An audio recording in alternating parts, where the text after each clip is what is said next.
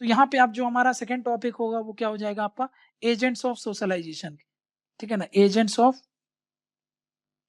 Socialisation.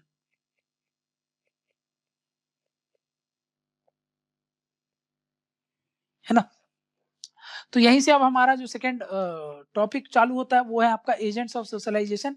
इसी में ही हम different different agents of socialization को पढ़ते हैं, जिसमें सबसे पहले आपको क्या है कि भाई जिसको हम बोलते हैं कि रोल ऑफ फैमिली क्या है, ठीक है, रोल ऑफ फैमिली, ठीक है। तो यहाँ पे हम क्या देखते हैं, पहले रोल ऑफ फैमिली देखेंगे,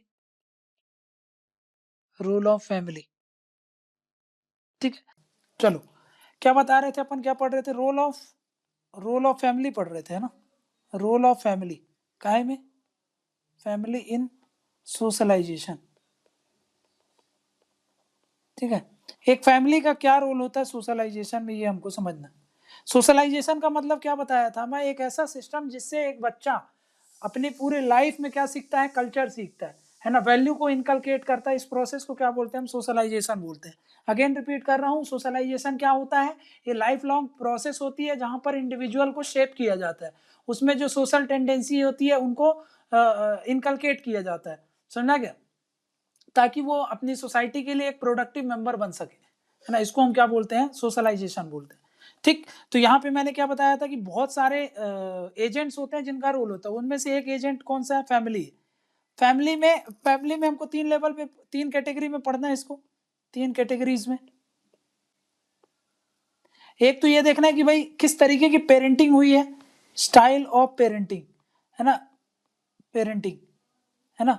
उसमें फिर रोल ऑफ मदर देखेंगे, ठीक है, और रोल ऑफ फादर देखेंगे, रोल ऑफ फादर देखेंगे, ठीक है, ये चीजें देखनी है हम। अब स्टाइल ऑफ पेरेंटिंग की बात, अब ये बताओ, ये फैमिली जो होती है फॉर्मल है इनफॉर्मल है, ये फॉर्मल इसको बोलेंगे एजेंसी ऑफ सोशलाइजेशन है, इनफॉर्मल है, ये इनफॉर्मल है, पहले भी बता चुका हूँ, इनफॉर्मल एजेंसी है ये, एजेंसी ऑफ सोशलाइजेशन है। फॉर्मल क्या हो गया, जैसे कि स्कूल हो गया, ऑर्गेनाइजेशन हो गया, है ना, तो ये गवर्नमेंट हो गई, ये सब क्या है, फॉर्मल एजेंसी ऑफ सोशलाइजेशन। यहाँ पे क्या बताया मैंने आपको, 3 तरीके का देखना है, style of parenting, role of mother and role of father. ये सब मिलकर के क्या करेंगे, ये इंडिविजुअल है, इस पर क्या देंगे, वैल्यूज देंगे, वैल्यूज प्लस कल्चर, है ना, ये कल्चर को देंगे किसको, इस व्यक्ति को, इंडिविजुअल को, है ना। और क्या करेंगे, इससे क्या होगा, इसकी पर्सनैलिटी शेप होगी, पर्सनैलिटी शेप होगी, मतलब एटीट्यूड फॉर्मेशन होगा, ठीक है ना। बाकी का चैप्टर एटीट्यूड में देखेंगे बाकी के पॉइंट्स, ठीक है। तो ये इनफॉर्मल एजेंसी है, ठीक है ना, क्लियर है ना। तो ये इनफॉर्मल एजेंसी है, ये बात याद रख लेना, इनफॉर्मल एजेंसी है सोशलाइजेशन का, पर्सनालिटी को शेप करती है, ठीक। अब इसमें 3 कैटेगरी मैंने आपको क्या बताया कि भाई इसमें स्टाइल ऑफ पेरेंटिंग पढ़ना है, role of mother, role of father. अब स्टाइल ऑफ पेरेंटिंग को पढ़ो। स्टाइल ऑफ पेरेंटिंग आपकी जो होती है ना, तो उसमें भी 3 तरीके की पेरेंटिंग होती है, यहाँ पे देखो 3 तरीके की होती है। एक को बोलते हैं ऑथोरिटेरियन, दूसरा होता है डेमोक्रेटिक। ये जो स्ट्रिक्ट मदर फादर होते हैं जिनके ऑथोरिटेरियन होते हैं, लिबरल जो होते हैं वो डेमोक्रेटिक होता है, और एक होता है परमिसिव, है ना, परमिसिव। अब तीनों समझना आप, ठीक है, 1 बाय 1 करके, ये 3 चीजें, ठीक है ना। तो बिहेवियर जो डिस्प्ले किए जाता है पेरेंट्स को, है ना, काहे के लिए, डिसिप्लिन में लाने के लिए अपने बच्चों को, और वैल्यूज इनकलकेट किया जाता है इससे, ठीक है ना, किससे, स्टाइल ऑफ पेरेंटिंग जो है, स्टाइल ऑफ पेरेंटिंग से ही आप क्या करते हो, बच्चों में ये जो वैल्यू इनकलकेशन की बात कर रहे हैं, ये डेवलपमेंट होता है। जिस तरीके से आपकी स्टाइल ऑफ पेरेंटिंग होगी, या तो अथॉरिटेरियन होगी, या तो डेमोक्रेटिक, और या तो परमिसिव, इन्हीं के हिसाब से वो वैल्यूज आपकी आती जाएंगी, सीखता जाएगा बच्चा।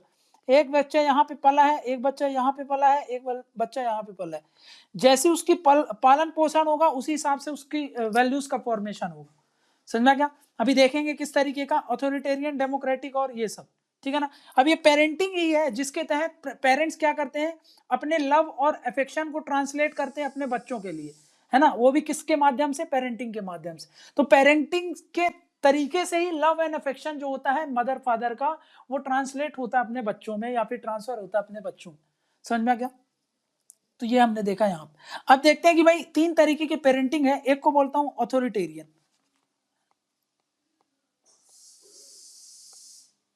ऑथोरिटेरियन। ऑथोरिटेरियन किसको बोलते हैं? ये बिलीव करता है रिस्ट्रिक्ट कर देना अपनी ऑटोनॉमी, अपने बच्चों की ऑटोनॉमी में। देखो बच्चा है, उसको काफी हद तक स्वतंत्र छोड़ोगे आप तो वो क्या कहला जाएगा? डेमोक्रेटिक कहला जाएगा, है ना। यहाँ पर बच्चों को हम क्या करते हैं ऑथोरिटेरियन में? हम रिस्ट्रिक्ट कर देते हैं उनकी ऑटोनॉमी को, है ना, ठीक है ना, और हम इम्पोज करते हैं वैल्यू सिस्टम को काहे पर? बच्चों पर, ठीक है ना। तो ऑथोरिटेरियन जो पेरेंटिंग होगी उसमें क्या क्या ध्यान में रखनी है आपको? ये एक तरीके की स्ट्रिक्ट पेरेंटिंग होती है। जो स्ट्रिक्ट पेरेंट्स होते हैं, आप सुनते हो कई लोग, आप बोलते हो कि भाई इसके मम्मी पापा बहुत स्ट्रिक्ट हैं, ये सब, है ना। तो ये स्ट्रिक्ट पेरेंट्स होते हैं। ये क्या काहे पर बिलीव करते हैं? ये बिलीव करते हैं रिस्ट्रिक्ट कर दो ऑटोनॉमी को, बच्चों को ज्यादा छूट नहीं देते हैं, ठीक है ना। Believe in restricting the autonomy of their children। समझा क्या? नेक्स्ट क्या बोल रहा हूं मैं? नेक्स्ट इसके साथ साथ इंपोज करने को बोलते हैं। ये इंपोज करते हैं, थोपते हैं, समझ में आ गया? इंपोज देयर वैल्यू, अपनी खुद की वैल्यू को इंपोज करते हैं, उनको उतना छूट नहीं देते हैं, है ना। Impose their value system on children, ठीक है ना। यहां पर एक्सट्रीमली हॉस्टाइल होते हैं पेरेंट्स। कैसे होते हैं? एक्सट्रीमली हॉस्टाइल होंगे बच्चों के प्रति, थोड़ी सी भी गलती करेंगे तो उनको चढ़ बैठेंगे उनके ऊपर, ठीक है ना। लेस कोऑपरेटिव होंगे, ठीक है ना।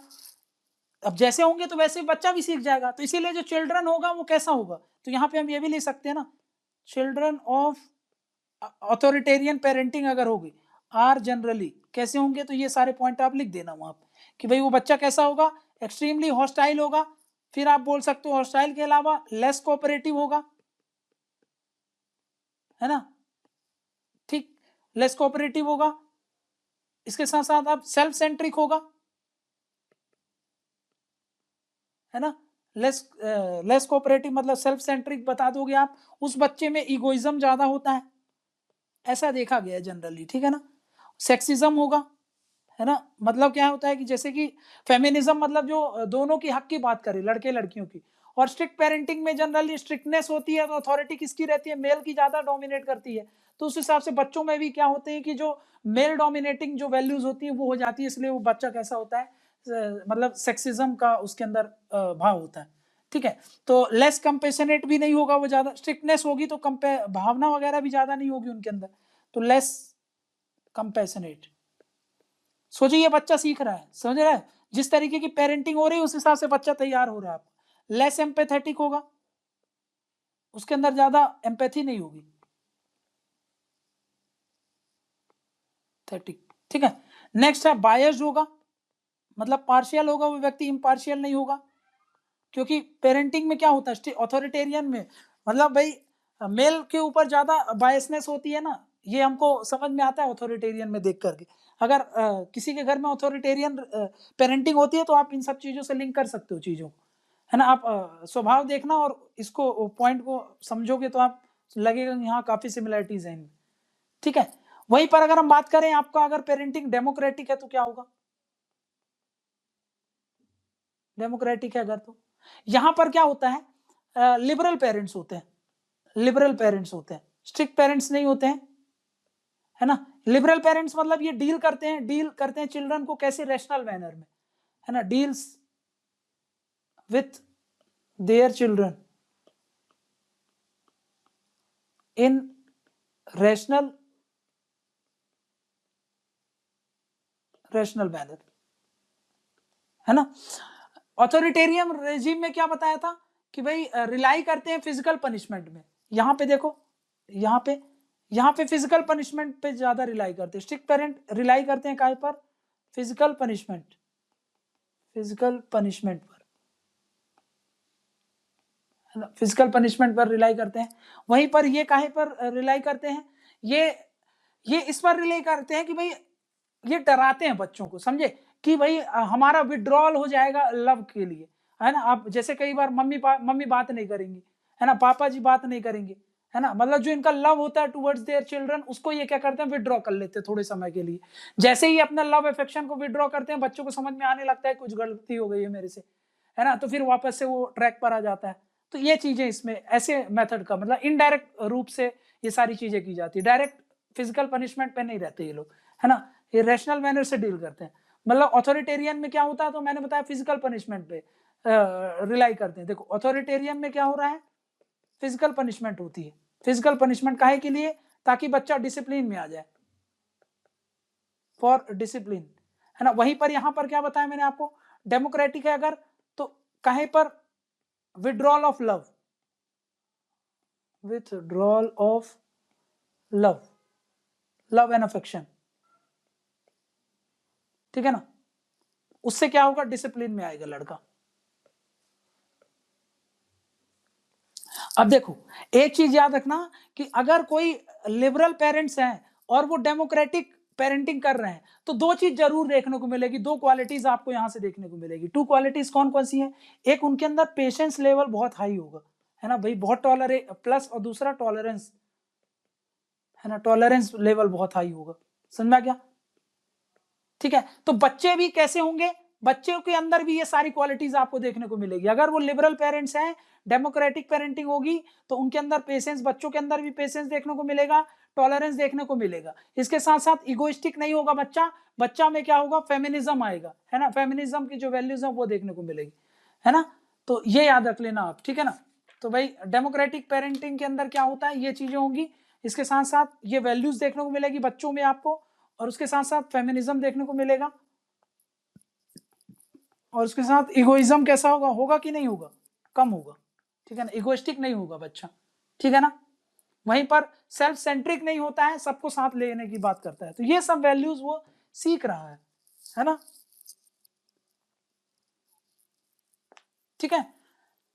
ऐसा नहीं है कि फिजिकल पनिशमेंट बिल्कुल नहीं देंगे ये वाले, है ना, जरूरत पड़ी तो भाई देखो फिजिकल पनिशमेंट भी होगी, बट ये जो फिजिकल होगी ये काहे के लिए होगी, पॉजिटिव रीइंफोर्समेंट करने के लिए, है ना, ताकि बच्चों का डिजायर्ड बिहेवियर रहे, डिजायर्ड आउटकम रहे, तभी बहुत रेयर केस में ही फिजिकल पनिशमेंट वगैरह दी जाती है, ठीक है ना। तो ये याद रख लेना डेमोक्रेटिक उसमें, ठीक है। नेक्स्ट है आपका जिसको परमिसिव,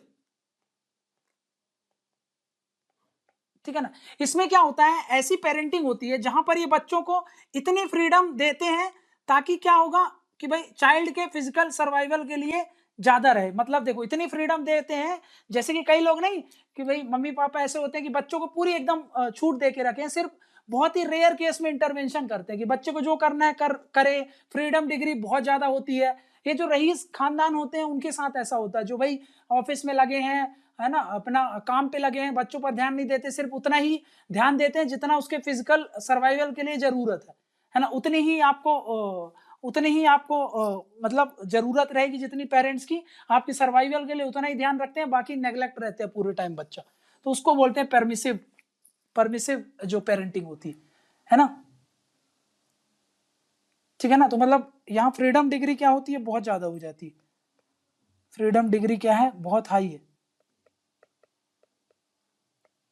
है ना, ठीक है ना। इंटरवेंशन कब होता है,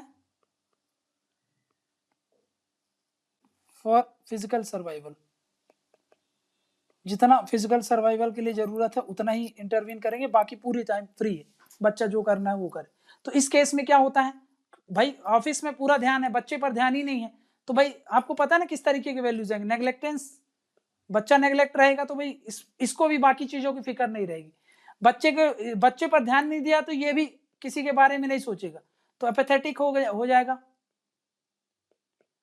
एपैथेटिक हो गया, है ना, एपैथी आ गई इसके अंदर बच्चे के अंदर, ठीक है। उसी के हिसाब से नॉन इन्वॉल्वमेंट आ गया, पेरेंट्स का इन्वॉल्वमेंट इसके साथ नहीं है तो ये भी आइसोलेट रहेगा, ये भी नॉन इन्वॉल्वमेंट रहेगा इसमें, है ना, ठीक है। पेरेंट्स का मान लो 2-3 बच्चे हैं तो भाई एक समान प्रेम भावना वगैरह नहीं रहेगी इनके अंदर, पेरेंट्स के अंदर भी पेरेंट्स का डिफरेंट बिहेवियर रहेगा, डिफरेंट डिफरेंट चिल्ड्रन पर, पेरेंट्स इन डिफरेंट बिहेवियर। ये जनरली जो रईस खानदान होते हैं ना उनके अंदर ऐसा देखने को मिलता है, parent in different behaviour towards children.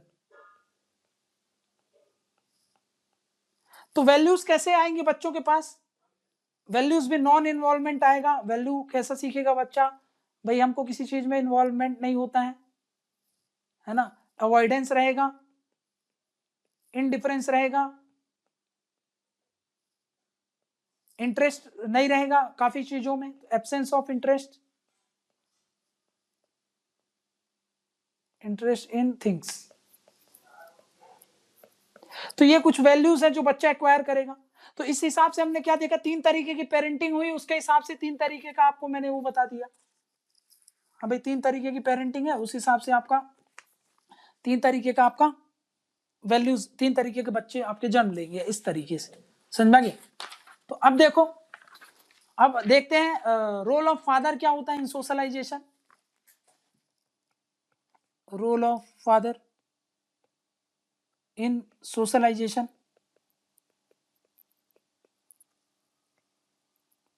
है ना, रोल ऑफ फादर देख लो अब क्या है। ठीक, ये है फादर और ये है चिल्ड्रन, और ये है फादर का बिहेवियर। बिहेवियर क्या होता है, बिहेवियर रिफ्लेक्शन है आपके फादर के एटीट्यूड का, है ना, रिफ्लेक्शन ऑफ एटीट्यूड, है ना, आपके पिताजी का एटीट्यूड है, क्या है, उस एटीट्यूड के रिफ्लेक्शन को हम क्या बोल रहे हैं, बिहेवियर। तो चिल्ड्रन क्या करते हैं, अपने यहां से ऑब्जर्वेशनल लर्निंग करते हैं, ऑब्जर्वेशनल लर्निंग करते हैं, है ना। भाई आपके पिताजी कैसा व्यवहार करते हैं अपने बड़ों के सामने, आपके पिताजी कैसा व्यवहार करते हैं आपके माता के सामने, है ना, अपने दादाजी के सामने, उस हिसाब से आप ये बिहेवियर को सीखते हो कि नहीं सीखते हो। प्लस ये फादर ही होते हैं जो एक्ट करते हैं as a role modelling, acts as a role model, है ना, अपने बच्चों के लिए, भाई मेरे को अपने पिताजी के जैसा बनना है। तो भाई ये क्या होता है, एक्ट करते हैं एज अ रोल मॉडल। जैसे एक गर्ल है ना, गर्ल की लाइफ में पहला हेट्रोसेक्सुअल एडजस्टमेंट, मतलब गर्ल पहला किससे मतलब अपने साथ में एडजस्ट करना, किसी मेल के साथ एडजस्ट करना किससे सीखती है, पिताजी से ही सीखती है ना। तो गर्ल कैसे सीखती है, हेट्रोसेक्सुअल एडजस्टमेंट जो होता है ना, एडजस्टमेंट, वो किससे सीखती है, ये किससे सीखती है, अपने पिता से ही सीखती है, लर्न्स फ्रॉम हिज फादर, है ना, फिर अपने भाई के साथ सीखती है, ठीक है ना, फिर देन उसके बाद अपने भाई के साथ सीखती है, फिर ब्रदर के साथ सीखेगी, लेकिन पहला किसके साथ स्नेह मिलेगा उसको, पिताजी के साथ, ठीक है ना, क्लियर है। तो जैसे कि मदर इन्फ्लुएंस करती है वैल्यू इनकलकेशन में, वैसे ही फादर इनकलकेट करते हैं वैल्यूज में। और कैसे करते हैं फादर, फादर भी रिवॉर्ड एंड पनिशमेंट के थ्रू से करते हैं, रिवॉर्ड एंड पनिशमेंट। गलत चीजों के लिए पिताजी से डरते हैं हम, है ना, कि भाई ये चीजें नहीं करने, नहीं तो पिताजी गुस्सा हो जाएंगे तो पनिश करेंगे। और कुछ अच्छी चीज अगर हम करते हैं तो उससे पिताजी आपको एनकरेज करते हैं कि हाँ ये चीजें करो। तो रिवॉर्ड एंड पनिशमेंट की टूल यूज करते हैं, ये पिताजी लोग यूज करते हैं। हम लोग क्या यूज करते हैं, ऑब्जर्वेशनल लर्निंग यूज करते हैं। हम बच्चे हैं, ये चिल्ड्रन है, चिल्ड्रन तो ऑब्जर्व करेगा, लेकिन पिताजी क्या करेंगे, रिवॉर्ड एंड पनिशमेंट करेंगे, है ना, ठीक है ना। तो भाई रिवॉर्ड एंड पनिशमेंट करेंगे तो ये बच्चा उस हिसाब से अपने पिताजी से नजरें मिलाने के चक्कर में क्या करेगा, अच्छी चीजें करेगा, बुरी चीजों का त्याग करेगा, है ना। इसके साथ साथ अगर वो कोई बच्चा मेल बच्चा है, मतलब बॉय है वो, तो भाई वो जेंडर अप्रोप्रिएट वैल्यू कहाँ से सीखेगा, है ना। भाई एक व्यक्ति को, मेल को क्या जेंडर अप्रोप्रिएट वैल्यूज होनी चाहिए, वो कहाँ से सीखता है, अपने पापा से ही सीखता है ना। ये मेल जो होता है ये एक्वायर करेगा कहाँ से, acquire gender appropriate value from his father, बोल सकते हो आप, हाँ बिल्कुल बोल सकते हैं, है ना। तो ये जो वैसे ही गर्ल्स अपनी जो हेट्रोसेक्सुअल एडजस्टमेंट होती है वो कहाँ सीखती हैं, तो यहाँ सीखती है, अपने पिताजी से सीखती है, समझा गया। तो ये होता है आपका, मतलब एक आप बता सकते हैं, ऐसे तो आपके पास ढेरों पॉइंट होंगे, बट एक संक्षिप्त में आपको दिमाग में आ जाना चाहिए कि हाँ रोल ऑफ फादर क्या होता है, वैल्यूज में कैसे रोल प्ले करते हैं, ये आपको थोड़ा सा एक आइडिया लग जाना चाहिए, ठीक है। नेक्स्ट देखते हैं रोल ऑफ मदर, जो ज्यादा इंपॉर्टेंट है, ठीक। नेक्स्ट स्लाइड में देखते हैं रोल ऑफ मदर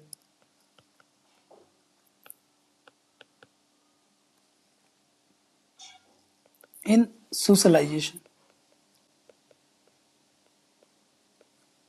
देखो जैसे ही बच्चा पैदा होता है ना, जैसे ही 1 साल का होता है, ठीक है ना, तो सबसे ज्यादा अटैचमेंट, सबसे ज्यादा और सबसे पहला अटैचमेंट बच्चे का काहे से होता है, वो अपनी मदर से, है ना।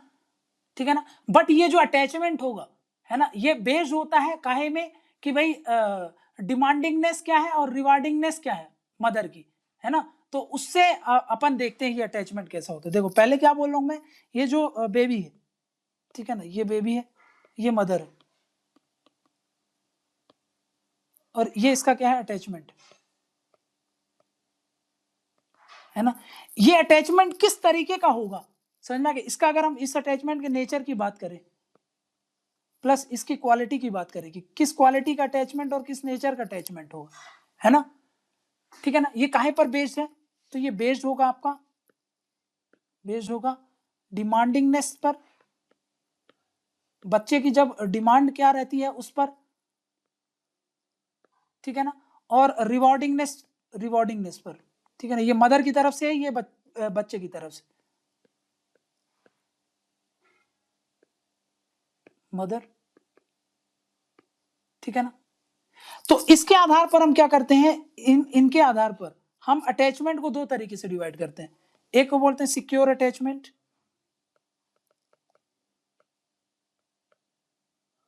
और एक होता है इनसिक्योर अटैचमेंट।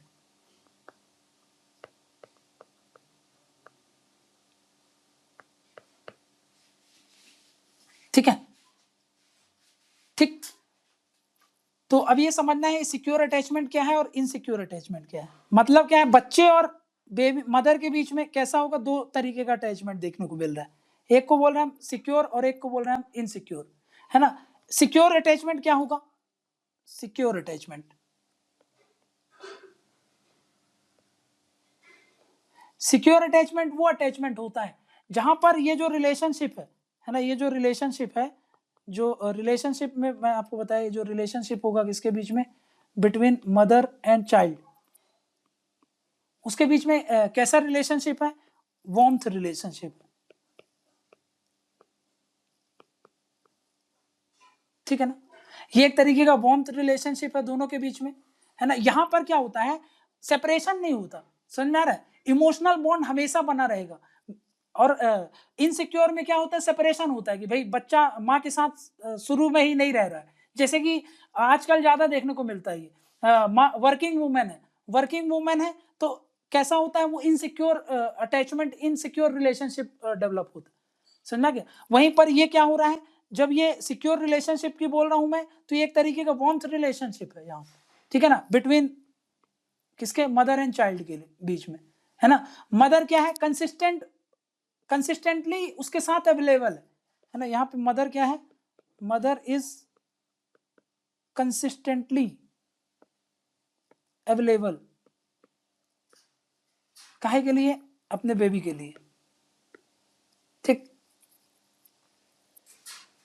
ठीक है। और मदर क्या करेगी, अवेलेबल अपनी बेबी के साथ, प्लस मदर एक्ट करती है एज अ रोल मॉडल, और वो चाहती भी है कि वो उसके लिए एक रोल मॉडल की तरह एक्ट करे, समझ में क्या। मतलब ये मदर क्या करती है, प्रेजेंट करती है, प्रेजेंट करती है या फिर एक्ट्स करती है, किस क्या, herself as a rational role model to her baby, समझा क्या। तो मतलब अगर ऐसा रिलेशनशिप है तो आपको क्या देखने को मिलेगी, ऐसा रिलेशनशिप है तो ये रिजल्ट करता है काहे में, रिजल्ट करता है दोनों के बीच में ट्रस्ट होता है, दोनों के बीच में म्यूचुअलनेस आती है ना, म्यूचुअलिटी आती है, ठीक। तो भाई एक ट्रस्ट और म्यूचुअलिटी का इन दोनों के बीच में एक रिलेशनशिप डेवलप होता है। वहीं पे अगर मैं दूसरी तरह बात करूं कि भाई ये है मदर, है ना, इसको लेते हैं मदर, ठीक है, और ये है आपका बेबी, ठीक। मदर और बेबी है, इनके साथ क्या है, यहां पर फ्रीक्वेंट ये जो रिलेशनशिप है कैसा है, इस रिलेशनशिप में फ्रीक्वेंट फ्रीक्वेंट सेपरेशन है, लॉन्ग डिस्टेंस रिलेशनशिप है एक तरीके का, समझो, है ना। मतलब फ्रीक्वेंट सेपरेशन हो रहा है, ठीक है ना। इनकंसिस्टेंट है, वहां पर क्या था, कंसिस्टेंट था, यहां पर क्या है, इनकंसिस्टेंट है, ठीक है ना। काहे में, इनके बिहेवियर में, है ना, इनकंसिस्टेंट ये रिलेशनशिप में। तो क्या होगा, उसका रिजल्ट क्या होगा? मतलब यहाँ पर मदर की जो टेंडेंसी है अपने बच्चे के साथ में इंटरेक्ट करने की, वो क्या है कि जब मदर को बच्चा चाहिए तब वो उसके साथ इंटरेक्ट करती है। यहाँ पे क्या हो रहा है देखो, यहाँ पर ना, यहाँ पर ये सिचुएशन क्या है,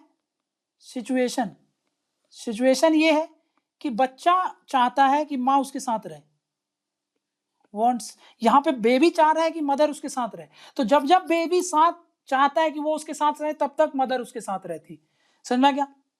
और यहाँ पर क्या हो रहा है, इसमें जस्ट अपोजिट हो रहा है। यहाँ पर मदर जब चाहती है कि भाई मेरे को बेबी की जरूरत है तब वो उसके पास जाती है ना। ये जो इंटरेक्शन है, ये जो रिलेशनशिप है, कैसा है यहाँ पर, when she needs the child, और वहां पर क्या हो रहा था, when child needs the mother. यहाँ पर क्या हो रहा है, when she needs the child, समझ में गया है ना। तो जस्ट अपोजिट हो रहा है यहाँ, ठीक है ना। तो इसलिए क्या होगा यहाँ पर, ये जो अटैचमेंट होगा वो कैसा होगा, ये जो अटैचमेंट बनेगा, अटैचमेंट वो बनेगा इनसिक्योर। समझ में आता है? एक बच्चा अपने माँ बाप को क्यों छोड़ देता, समझ में आ रहा है आपको? ठीक है ना, क्योंकि कहीं ना कहीं जब उसको जरूरत थी कि आप उसकी पालन पोषण करो तो उस समय आपको जॉब की ज्यादा चिंता थी, तो भाई उस समय आपने उस पर वैल्यू इनकलकेट नहीं की, उसको उस हिसाब से नहीं किया। अब आप बूढ़े हो गए हो तो आपका बेटा आपको घर से भगा दे रहा है, फिर आप रोते हुए बैठ रहे हो और बोल रहे हो कि मेरा पुत्र मेरे को अपने घर से भगा दिया। क्यों नहीं भगाएगा वो? ठीक है, क्योंकि उसके अंदर आपने सही, जब उसको जरूरत थी आपकी तब तो उसके पास आप थे नहीं, तब आपको मनी ओरिएंटेड माइंड था आपका, ठीक है, तब आपको ये सब चीजें दिख रही थी और उस समय उस पर सही वैल्यू इनकलकेट आपने की नहीं, तो उसी का ही परिणाम है क्या ये, ठीक है। तो यहाँ पे ये चीजें हो जाती है। यहाँ पर इनसिक्योर, जो अभी बता रहा था, दो तरीके का, सिक्योर रिलेशन और इनसिक्योर रिलेशन, है ना, तो ये जन्म लेता है, ठीक। तो वही चीज अगर बात करें हम कि भाई देखो मदर और अगर ये बेबी है ना, इनके बीच में अगर रिलेशनशिप है, एक है पहला सिक्योर लो। अगर सिक्योर है तो क्या देखने को मिलेगा भाई, सिक्योर है तो ट्रस्ट देखने को मिलेगा, म्यूचुअलिटी देखने को मिलेगी, काहे के बीच में, बिटवीन रिलेशन, है ना। वो रिलेशन को अहमियत देगा वो व्यक्ति, ठीक है ना। जब भी किसी से भी रिलेशन बनाए, चाहे माँ बाप से रिलेशन बनाए, फ्यूचर में भी उसके किसी से भी रिलेशंस बनेंगे तो क्या होंगे, वो उसको अहमियत देगा, है ना, ट्रस्ट को अहमियत देगा। वो जानेगा कि भाई ट्रस्ट क्या चीज है, मेरे को इसको क्यों इंपॉर्टेंस देने, म्यूचुअलिटी क्यों जरूरी है, ठीक है ना। वो इसकी इंपॉर्टेंस समझता है रिलेशन में, ठीक है ना। उसी के साथ साथ उसके अंदर टॉलरेंस आएगा, है ना, टॉलरेंस, क्योंकि भाई यहाँ पर वो अपनी माँ से बहुत सी चीजें सीखेगा ना, टॉलरेंस आएगा, प्लस इम्पार्शियलिटी आएगी। एक माँ कभी अपने पुत्रों के बीच में पार्शियल ट्रीटमेंट करती है क्या? नहीं करती। तो इम्पार्शियलिटी सीखता है कि भाई कैसे हमको बराबर सबको ट्रीट करना है। ये यहाँ पे भी लिख देना, फादर में पे लिख देना, ठीक है ना। कोऑपरेटिवनेस आएगा, है ना, मदर देखो कितनी कोऑपरेटिव होती है, तो ये वहां से कोऑपरेटिवनेस सीखेगा, पेशेंस सीखेगा, ठीक है ना। प्लस इसके साथ साथ आपको बोल्ड और कॉन्फिडेंट बिहेवियर देखने को मिलेगा, bold and confident behaviour,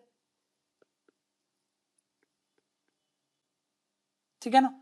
confidence level बहुत ज्यादा होगा, प्लस हाई सेल्फ एफिकेसी, है ना, क्योंकि आपका कॉन्फिडेंस बहुत हाई होगा इसलिए आपका सेल्फ एफिकेसी बहुत ज्यादा हाई होंगी, ठीक है ना। वहीं पर अगर मैं बात करूं आपका, अगर रिलेशनशिप इनसिक्योर रहेगा तो क्या होगा, अगर आपका रिलेशन इनसिक्योर है तो क्या देखने को मिलेगा आपको, है ना। तो यहां पर आपको, यहाँ पे जस्ट इसके अपोजिट कर दो सारे पॉइंट, तो भाई यहाँ पे लिख दो रिलेशनशिप कैसा होगा, रिलेशनशिप होगा नेग्लेक्टेंस होगा एंड इनडिफरेंस होगा। यहां पर देखो इम्पार्शियल हो रहा था लेकिन यहां पर डिफरेंट आ रहा है, इनडिफरेंस हो जाएगा, ठीक है ना, क्लियर है। यहां पर बोल्ड, जस्ट इसका अपोजिट कर दो, बोल्ड एंड कॉन्फिडेंट बिहेवियर नहीं होगा, कॉन्फिडेंट बिहेवियर ये नहीं होगा, लैक ऑफ ट्रस्ट होगा, जस्ट उसके अपोजिट कर दो सारे पॉइंट, लैक ऑफ ट्रस्ट होगा, ठीक है ना। कोऑपरेटिव बिहेवियर नहीं होगा, पुअर अचीवमेंट होगा, हाई डिपेंडेंसी होगा, यहाँ पर हाई एफिकेसी है, यहाँ पे लिख लो हाई डिपेंडेंसी होगा, हाई डिपेंडेंसी होगा, ठीक है ना। और ये इनसिक्योर रिलेशनशिप कब होता है? जब मदर को चिल्ड्रन की जरूरत होती है तब मदर सीक करती है ना। तो यहां पर अनरीजनेबल डिमांड प्लेस हो जाते हैं काहे पर? बच्चे पर, ठीक है ना। यहां पर रिलेशनशिप कैसा है? नेग्लेक्ट है, इनडिफरेंस है, एक्सेसिव इंटेलिजेंस का है, ठीक है ना।